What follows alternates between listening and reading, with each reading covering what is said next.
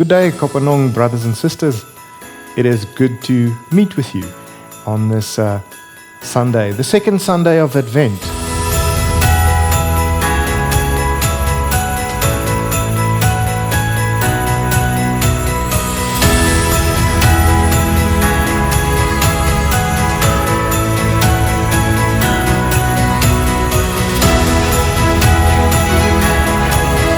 Advent, the season before Christmas in the church, when we look forward to the Christmas day itself.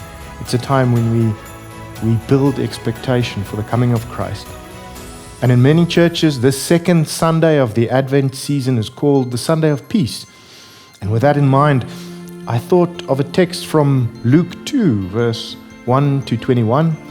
It tells us about the birth of Jesus. And I invite you to go and read it later today again, because I'm just going to read 3 verses from it. As you know the story, Jesus is born, and there's shepherds in the fields, and the angels come to them with a message. And I'm going to read to you what the angels say from verse 13.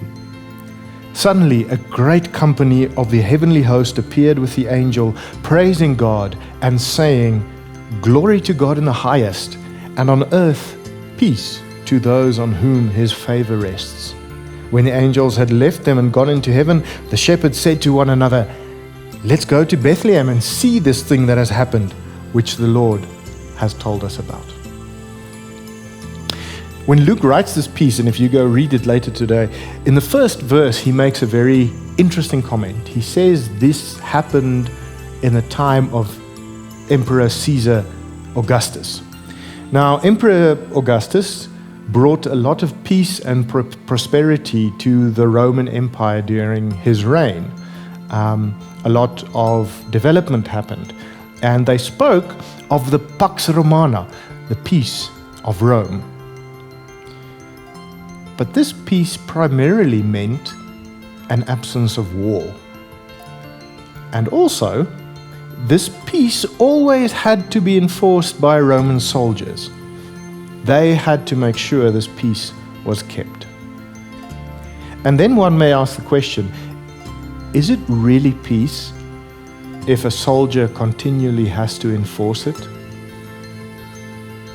So at this time, when Caesar Augustus was emperor, a baby is born, a baby called Jesus.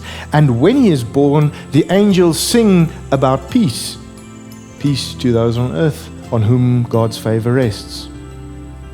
And indeed, the prophecy of the coming Messiah in Isaiah 9 says that this Messiah will also be known as the Prince of Peace. And this is the thing. Jesus brings a peace that has so much more depth than the Pax Romana. It's not just the absence of war, but well-being in all spheres of life. It is a peace that in the end does not have to be enforced by soldiers, but exists because Jesus creates whole relationships with myself, with others, with God, and that leads to a deep and lasting peace. So during this Advent time, may you experience the peace of Jesus Christ for you, within you. And may it flow to others around you. For as Jesus himself proclaimed in Matthew 5, "Blessed are the peacemakers, for they will be called children of God."